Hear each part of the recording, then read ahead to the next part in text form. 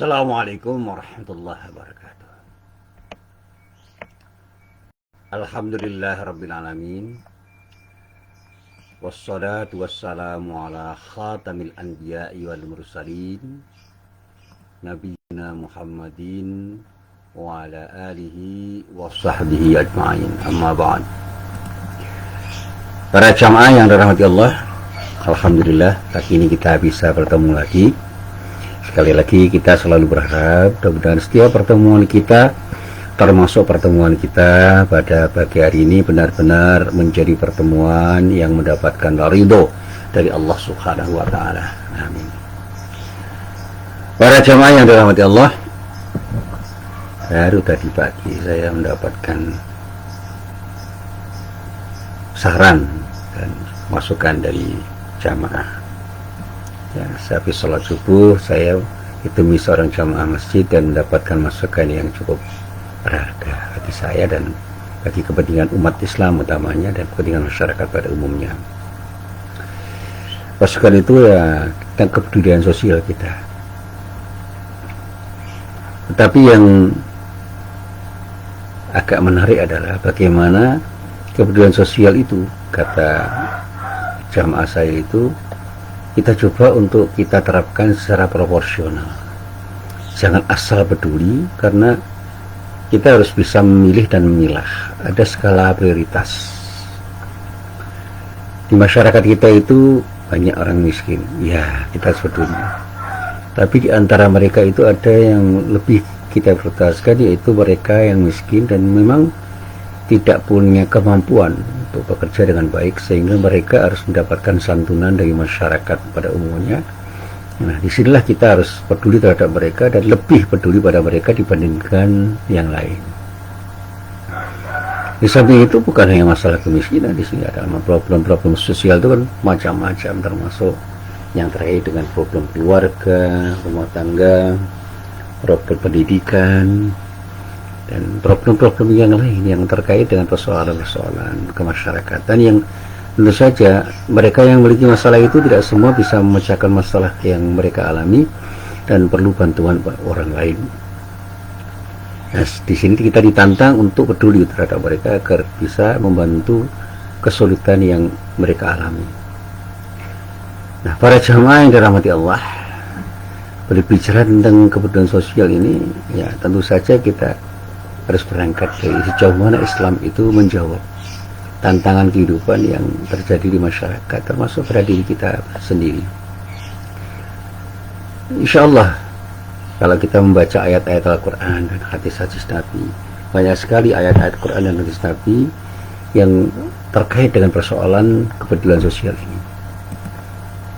Ada informasi tentang sesuatu yang memang memerlukan kepedulian, dan ada perintah-perintah pada kita umat Islam untuk peduli terhadap masyarakat yang harus kita pedulikan. Dan kita juga dilarang untuk tidak peduli, karena betapapun ketidakpedulian kita itu bisa saja memberikan dampak negatif pada siapapun yang harus kita pedulikan. Termasuk ketika saya sekarang itu melihat ada orang sakit, bukan hanya sakit dalam arti fisik, bukan hanya dalam arti kejiwaan, gangguan maupun sakit jiwa, tetapi juga ada orang yang sakit itu yang diserang hatinya. Ada hati yang sakit, ada orang yang tidak bersabar, sulit untuk menahan marah, ada orang yang tidak mudah bersyukur, ada orang yang mudah resah dan gelisah, ada orang yang sulit untuk berbaik hati pada orang lain, ada orang yang selalu benci dan bersikap dendam pada orang lain, ada orang yang sombong. Ini kan penyakit-penyakit hati yang tertuju pada bagaimana mereka itu seharusnya menata hati, untuk kemudian hati yang tertata itu menumbuhkan cara berpikir, cara bersikap, dan cara bertindak yang tepat. Kemarin sore, tepatnya kemarin petang setelah maghrib, saya memberikan pengajian bahwa kita ini dilarang untuk mencaci maki orang lain kalau kita tidak mau dicaci, karena umpan balik yang bisa terjadi sebagai akibat dari caci makian kita itu bisa menjadi caci makian orang pada diri kita. Artinya kita diperintahkan untuk bersikap sopan, bersikap santun, bersikap lemah lembut, dan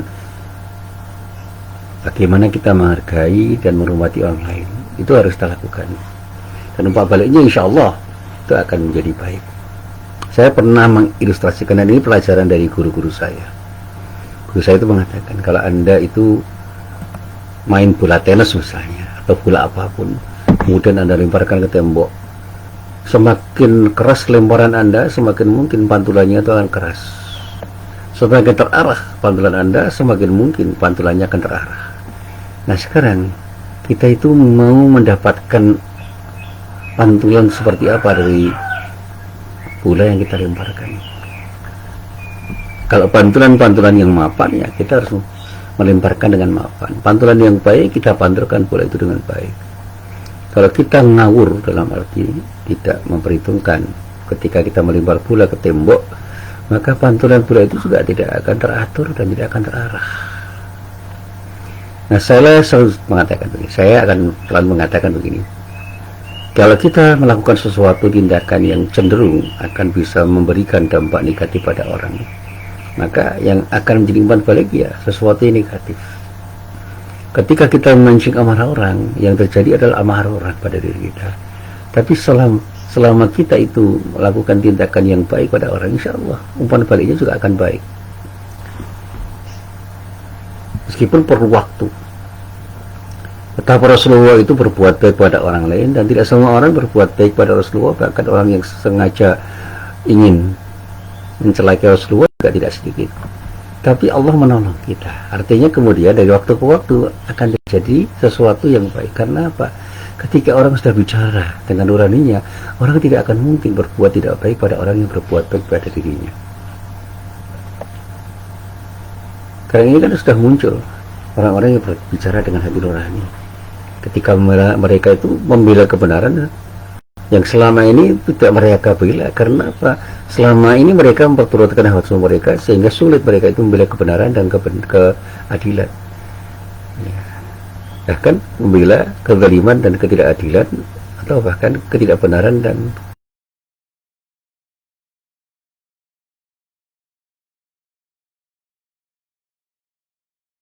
duniawi yang digerakkan oleh hawa nafsu mereka. Dan itu bisa terjadi pada siapapun. Bagaimana orang membela orang-orang yang zalim dengan cara tidak menghentikan kezaliman, tapi bahkan membantu orang-orang yang zalim untuk berbuat zalim, dan bahkan mendukung dengan dukungan yang luar biasa sehingga kezaliman semakin merajalela. Bagaimana orang bertindak tidak adil, kita bantu untuk bertindak tidak adil. Bagaimana orang berbuat tidak baik, kita bantu untuk berbuat tidak baik. Bagaimana orang berbuat jahat, kita bantu mereka untuk berbuat jahat. Ini akan menumbuhkan kejahatan yang merajalela. Saatnya kita mencoba untuk mencegah kejahatan, ketidakbaikan, kezaliman, ketidakadilan. Untuk kemudian kita harapkan semuanya itu akan terhapus dan tergantikan dengan keadilan, kebaikan-kebaikan, kemaslahatan, sesuatu yang baik. Dan bahkan pada suatu saat kita mengharapkan ada masyarakat tertata dengan tatanan akhlakul karimah. Dan ketika orang bicara dengan berapi-api tentang umatan wasoto, itu sebenarnya kan bicara tentang umat yang ideal. Syuhada al-nas itu kan satu capaian. Saya katakan itu adalah capaian dari sebuah proses, tidak bisa instan. Islam akan menjadi umatan wasoto, menjadi khair ummah, itu juga hasil dari sebuah proses yang panjang dan melelahkan. Ketika dikatakan di dalam ayat Al-Quran, kuntum khair ummah ukhrijat lin-nasi ta'muruna bil ma'rufi wa tanhauna 'anil munkar wa tu'minuna billah walau amana ahlul kitab lakana khairan minhumul mu'minun wa aktsaruhumul fasiqun. Nah, ketika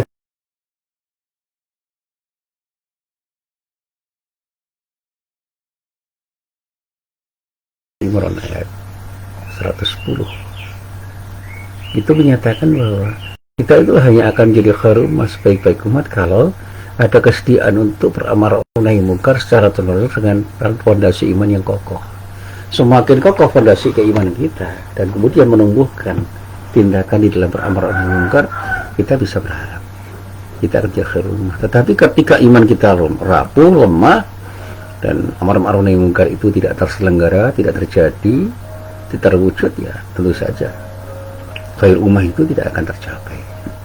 Dan bahkan saya mendengarkan bahwa kepedulian kita untuk amar ma'ruf nahi munkar itu harus jadi kepedulian kolektif.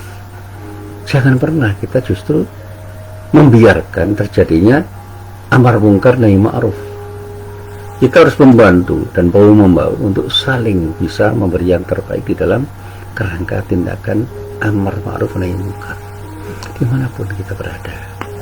Lakukan yang baik dan bantu mereka berbuat baik dan menyebarluaskan kebaikan. Bantu mereka ketika mereka mencegah kemungkaran dengan cara kita, sehingga mereka akan bisa dengan mudah mencegah kemungkaran karena ada orang-orang yang membantu mereka untuk mencegah kemungkaran. Tidak harus menunggu aparat keamanan. Semua orang harus punya kepedulian yang sama. Dan ini akhlak yang harus terbangun pada diri pribadi setiap orang yang beriman, yang harus kita tumbuh suburkan di dalam kehidupan kita. Dan sekali lagi, amar ma'ruf nahi munkar itu tidak harus masuk pada perang dalam arti besar, tetapi juga bisa kita lakukan untuk diri kita sendiri, lingkungan kita yang paling kecil, di keluarga kita, di masyarakat sekitar kita, dan dalam banyak hal bisa kita lakukan dengan bahasa-bahasa yang sederhana. Kita melakukan tindakan itu. Saya pernah mencegah anak SD yang mau berkelahi, yang satu itu membawa silet, yang satu membawa pentungan. Saya katakan, ada apa ini? Gak tahu polisi ya? Nah, gak tahu polisi itu artinya saya kerja aja, gak tahu polisi, saya bukan polisi, gak tahu polisi ya? Terus lari. Kedua aja itu lari di lapangan di dekat Universitas Muhammadiyah Jakarta, itu lari. Saya ketawa aja, saya kan bukan polisi, tapi saya mencegah dengan cara menggertak mereka, dan mereka spontan kaget karena mereka takut sama polisi. Kita tidak usah nunggu peran peserta polisi karena terlalu lama kita memanggil polisi. Dan saya yakin polisi akan terbantu di ketika kita itu bersikap seperti itu. Dan saya katakan, saya tidak ingin hidup ini menjadi ancaman bagi siapapun dan menjadi sesuatu yang bisa meresahkan atau merugikan siapapun, dimanapun dan kapanpun, dalam hal apapun. Dan ini cara berpikir saya yang saya jadikan sebagai alas berpikir untuk bisa menjadikan diri saya itu menjadi orang yang bermanfaat. Sekecil apapun saya harus menjadi orang yang bermanfaat. Dan saya ingat betul sabda Rasulullah yang banyak dikatakan oleh para ulama, khairun nas anfa'uhum nas, sebaik-baik manusia itu yang memberi manfaat pada banyak orang. Dan saya katakan bahwa siapapun itu sebenarnya punya kemampuan untuk memberi manfaat pada siapapun dan dimanapun serta kapanpun dia mau memberi. Jangan bicara yang besar-besar, kecil-kecil dulu. Seperti saya membantu orang tua yang mau menyeberang di jalan. Ada orang tua dengan tongkat itu, perempuan itu mau menyeberang di jalan yang besar itu. Saya waktu itu sudah mau naik taksi. Saya bilang sama supir taksinya, sebentar Pak, saya antarkan ibu ini untuk nyeberang, kemudian saya ke sini. Saya akan nyeberang. Dia berterima kasih, matur nuwun nak, matur nuwun nak. Terima kasih, dia yang tulus itu membahagiakan saya. Dan saya hanya berharap Allah ridho terhadap apa yang saya lakukan. Saya kembali naik taksi. Tapi saya gak menyesal. Orang itu kayaknya gak punya duit. Kenapa saya gak beri duit itu? Karena saya hanya berpikir menolong beliau untuk menyeberang. Dan saya berpikir lagi, kalau begitu pada saat saya itu bertemu dengan orang seperti itu, saya harus membantu, tidak hanya sekedar menyeberangkan orang itu, tapi saya tanya, butuh sesuatu atau tidak.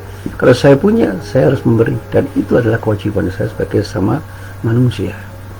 Ini sudah menyangkut aspek kemanusiaan. Saya tidak peduli apakah mereka itu muslim atau tidak, karena apa? Mereka manusia yang perlu dibantu. Nah, para jamaah yang dirahmati Allah, dan ini yang selalu saya sampaikan. Bahkan saya selalu punya keinginan agar ketika saya mengajar pada mahasiswa itu, saya bisa mengajar dengan pengajaran yang terbaik, sehingga saya bisa membimbing mahasiswa menjadi lebih dewasa, menjadi lebih bijak, menjadi lebih cerdas. Dan saya tidak akan menyulitkan mahasiswa saya ke apapun. Tadi tidak ada niat untuk menyulitkan mahasiswa, dan bahkan jangan sampai saya memberikan kesulitan pada mahasiswa. Dan saya itu tidak, hampir selalu berusaha untuk tidak marah dengan sikap mahasiswa seperti apapun mereka bersikap. Karena apa? Saya harus beri contoh yang terbaik pada mahasiswa saya. Masuk ketika saya itu sedang menulis, saya diganggu oleh mahasiswa saya dengan macam-macam cara. Ada yang tiba-tiba datang minta bimbingan skripsi, ada yang tiba-tiba datang itu bertanya tentang hal yang selalu ditanyakan oleh mahasiswa, yang bahkan ada yang bertanya tentang hal-hal yang tidak terlalu penting. Tapi karena mereka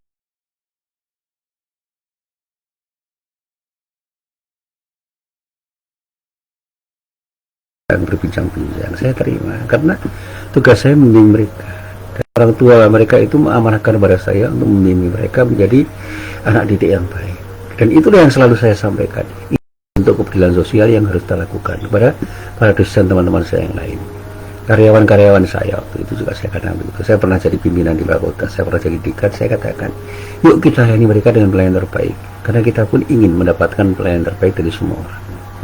Jadi kalau kita ingin mendapatkan sesuatu yang terbaik, berikan sesuatu yang terbaik pada semua orang, sehingga orang itu akan memberikan pelayanan yang terbaik pada kita, sebagaimana kita melayani mereka dengan pelayanan yang terbaik. Itu yang selalu saya katakan. Jangan berpikir tutik dulu sebelum tukit. Berikan pada semua dengan cara yang terbaik, insya Allah orang pun akan memberi dengan cara yang terbaik. Jadi bukan take and give, kan? Give and take. Jadi giving before taking. Jadi bagaimana kita itu memberi dulu sebelum kita berpikir untuk mendapatkan sesuatu. Dan ini yang selalu saya sampaikan dan saya coba untuk saya lakukan dalam kehidupan saya. Saya selalu ingin memberi yang terbaik pada orang. Sebelum saya mendapatkan yang terbaik, saya berharap bisa melakukan yang terbaik pada semua orang. Sehingga harapan-harapan untuk mendapatkan yang terbaik dari Allah melalui siapapun itu menjadi sebuah harapan yang tidak sia-sia. Karena ternyata saya buktikan di dalam kehidupan saya, banyak orang yang peduli pada saya. Saya pernah sakit dan banyak orang peduli. Saya pernah mengalami kesulitan, banyak orang yang peduli. Dan alhamdulillah kepedulian orang pada diri saya itu terus mengalir. Dan ini saya pikir mungkin ini adalah bagian dari cara Allah untuk memberikan yang terbaik bagi diri saya, karena saya selalu ingin memberi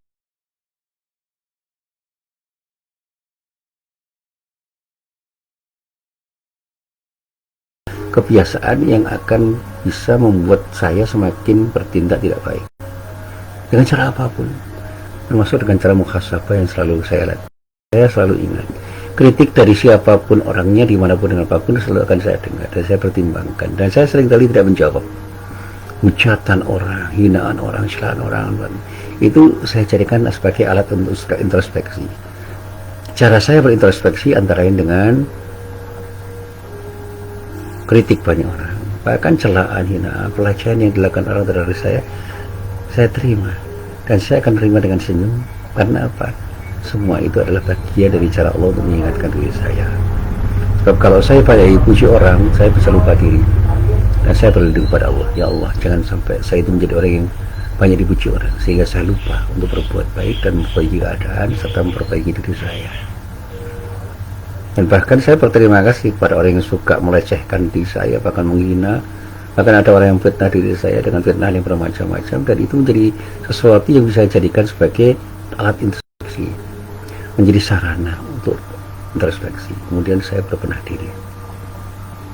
Nah, para jamaah yang dirahmati Allah, nah terkait dengan kepedulian sosial yang selalu saya sampaikan, sebenarnya kepedulian sosial itu merupakan manifestasi atau perwujudan akhlak dan menjadi bagian dari ketakwaan seseorang yang beragama Islam. Seorang yang memiliki rasa peduli dan punya rasa kemanusiaan terhadap sesama makhluk, terutama juga sesama manusia, insya Allah akan dijanjikan oleh Allah untuk diberi kemudahan dan pertolongan di dunia wal akhirah, di dunia dan di akhirat. Bahkan sekarang ini maraknya lembaga kepedulian sosial yang bergerak di berbagai aspek seperti pendidikan, penanggulangan bencana hingga kesehatan, patut kita apresiasi dan kita dukung penuh. Gerakan-gerakan sosial dalam bentuk yang bermacam-macam itu sekarang tidak hanya dilakukan dengan cara konvensional, tapi juga sering melibatkan media daring, misalnya media online. Bahkan kepedulian sosial di media sosial itu tidak hanya melibatkan sebuah kelompok, tapi juga digerakkan oleh individu-individu yang memiliki pengaruh cukup besar. Saya punya kesan terhadap para YouTuber yang betul-betul bisa menyumbangkan sesuatu yang terbaik untuk banyak orang. Meskipun di antara sekian YouTuber itu ada yang motifnya itu untuk cari duit, tetapi saya melihat ada beberapa orang YouTuber itu yang memang tampil di YouTube untuk memberikan sesuatu yang terbaik bagi banyak orang. Dan saya lihat manfaatnya cukup banyak. Dan ini selaras dengan prinsip Islam. Saya pernah mencoba menelaah sebuah sabda Rasulullah yang diriwayatkan oleh Imam Muslim dari sahabat Abu Hurairah radhiyallahu anhu. Satu saat Rasulullah mengatakan, "Man naffasa an mu'minin kurbatan min kurbi dunya, naffasallahu anhu kurbatan min kurabi yaumil qiyamah." Siapapun yang melepaskan seorang muslim dari satu kesulitan, dari kesulitan di dunia, niscaya Allah melepaskannya dari kesulitan-kesulitan di hari kiamat. Ini sesuatu yang indah untuk kita renungkan. Dan saya selalu mengatakan pada siapapun bahwa apa yang disabdakan Rasulullah ini adalah tuntunan bagi kita untuk kita laksanakan di dalam kehidupan kita. Dan selalu saya sampaikan, apa yang disabdakan Rasulullah itu adalah sesuatu yang sifatnya universal untuk siapapun, dimanapun dan kapanpun. Kalau kita itu punya kesediaan untuk berbuat baik dengan cara melepaskan seorang muslim dari kesulitan-kesulitan yang mereka alami di dunia, ya insya Allah kita akan dilepaskan oleh Allah dari kesulitan dunia. Ya Allah yang luar biasa. Sehingga ketika saya pernah mengatakan dalam sebuah pengajian, wallahu fi aunil abdi ma kana abdu fi auni akhihi, dalam hadis itu sebenarnya Allah berjanji selama kita itu punya kesediaan untuk menolong siapapun, Allah akan bersedia menolong kita. Dan itu yang selalu saya sampaikan dalam dakwah saya. Kita harus punya kesediaan membantu untuk melepaskan kesulitan seseorang, dan tidak selalu harus dengan gerakan-gerakan yang besar yang dapat berefek luas. Kita niatkan semua dengan ikhlas karena Allah. Sekecil apapun bantuan kita pada orang lain itu insya Allah bermakna. Ketika kita membantu kesulitan kita yang tidak punya uang, kita bantu mereka ya sekuat kemampuan kita. Ketika kita membantu teman kita yang punya kesulitan belajar, kita bantu mereka. Insya Allah dengan ikhlas karena Allah, ketika kita membantu dengan setulus hati, Allah akan melihat apa yang kita lakukan dan Allah akan memberikan yang terbaik untuk kita. Saya pernah meminjamkan uang atau memberi uang pada seseorang, dan pada waktu itu saya spontan aja memberi, padahal kondisi keuangan saya juga tidak terlalu baik, dan itu bagian dari sikap saya untuk peduli pada siapapun yang memang harus saya pedulikan. Ternyata pinjaman atau memberikan uang yang tidak pernah saya pikir akan kembali, itu memang tidak segera kembali kepada diri saya dalam bentuk uang cash kepada diri saya dari orang itu, tapi Allah memberikan kemudahan saya untuk mendapatkan rezeki berupa uang yang dengan mudah saya dapatkan, dan itulah jalan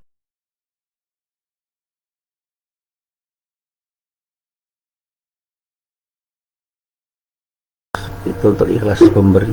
Insya Allah apapun yang kita berikan itu akan diganti oleh Allah dengan yang lebih baik. Bukan harus dengan uang kita memberi, dan bukan harus dengan sesuatu yang berupa benda, tetapi berikan sesuatu yang memang dibutuhkan. Insya Allah kita pun akan diberi sesuatu yang membuat kita itu semakin bisa dengan mudah untuk menjalani hidup, karena Allah menjamin kita untuk bisa memberikan yang terbaik karena keikhlasan kita di dalam memberi pada siapapun di saat mereka membutuhkan uluran tangan kita. Tetapi sekali lagi, ketika kita memberi bantuan, nggak usah kita itu mengatakan apapun kepada yang kita beri bantuan, karena bisa jadi itu menyinggung perasaan orang, dan kita tidak usah berharap apa-apa kepada siapapun yang kita beri. Berharaplah hanya kepada Allah. Insya Allah Allah akan memberikan sesuatu yang terbaik. Dan kepedulian sosial kita itu tentu saja tidak berhenti pada pemberian sesaat itu, tapi kita terus peduli dan peduli. Dan inilah yang selalu saya sampaikan dalam bahasa yang sering saya sampaikan. Allah menjamin kok orang yang suka menolong itu dengan pertolongan yang lebih baik daripada pertolongan yang kita beri dan kepada orang lain, kita sampaikan kepada orang lain. Satu firman Allah yang terdapat misalnya di dalam surat Muhammad ayat 7 dinyatakan Allah, billahi minasyaitonir rajim, ya ayyuhalladzina amanu in tansurullaha yansurkum wa yutsabbit aqdamakum. Wahai orang-orang yang beriman, jika kamu menolong agama Allah, saya dia akan menolongmu dan meneguhkan kedudukanmu. Itu artinya apa? Kalau kita peduli untuk berbuat sesuatu yang terbaik menurut tuntunan Allah, Allah pun akan berbuat baik pada diri kita selaras apa yang kita lakukan, bahkan bisa lebih baik, dan akan bisa meneguhkan kedudukan kita. Kita semakin kokoh, menjadi semakin kokoh karena Allah memberikan daya pada kita, memberikan kekuatan kita untuk menjadi semakin kokoh karena sesuatu yang kita lakukan dalam rangka yang harus kita tolong dengan niat karena Allah. Dan menolong agama Allah itu bukan menolong Allah secara langsung, tetapi bagaimana kita menjalani syariat Allah itu dengan ikhlas. Nah, para jamaah yang dirahmati Allah, akhirnya saya harus mengatakan bahwa kepedulian sosial di dalam agama Islam itu sebenarnya sudah sangat bagus untuk kita pahami sebagai sesuatu yang akan memandu kita untuk berbuat lebih baik pada siapapun, dimanapun dan kapanpun. Dan semua itu harus ditemani dengan seluas-luasnya, dan jangan pernah berhenti pada satu titik tertentu untuk kita lakukan kemudian selesai, dan jangan pernah kita memandang siapapun yang bisa kita bantu, karena semua orang itu ketika mereka itu perlu bantuan kita, ya kita bantu, tetapi kita juga harus memiliki skala prioritas. Siapa yang harus lebih kita bantu daripada orang lain? Kalau kita punya saudara dekat, teman-teman dekat, atau keluarga yang memang kita lihat perlu kita bantu, ya prioritaskan mereka. Kalau kita punya teman-teman yang perlu kita bantu, kenapa kita harus mencari orang lain? Karena selama ini saya pahami bahwa orang itu seringkali membantu tanpa melihat skala prioritas, dan pada saat orang-orang yang dekat dengan kita itu kesulitan, kita sudah kehabisan sesuatu yang bisa kita perbantukan pada mereka. Nah, mari kita coba untuk membantu pada seorang dengan cara apapun yang terbaik bagi orang yang kita bantu, dimanapun dan kapanpun, dan kita pilih siapa yang paling penting untuk kita bantu di antara yang penting untuk kita bantu. Saatnya skala prioritas itu bisa kita coba untuk kita ubah dalam ruang dan waktu yang berbeda, sehingga apa yang kita lakukan itu bisa memberi manfaat pada siapapun, dimanapun dan kapanpun. Inilah yang selalu saya sampaikan, dan mudah-mudahan ini menjadi kesadaran kita bersama. Dan mari kita mulai dari diri kita. Ibda' binafsik, mulailah dari dirimu sendiri. Kita berikan contoh pada orang lain sebelum kita memberikan saran pada orang lain untuk melakukannya. Inilah apa yang bisa saya sampaikan, dan mari kita renungkan. Billahi taufiq wal hidayah. Assalamualaikum warahmatullahi wabarakatuh.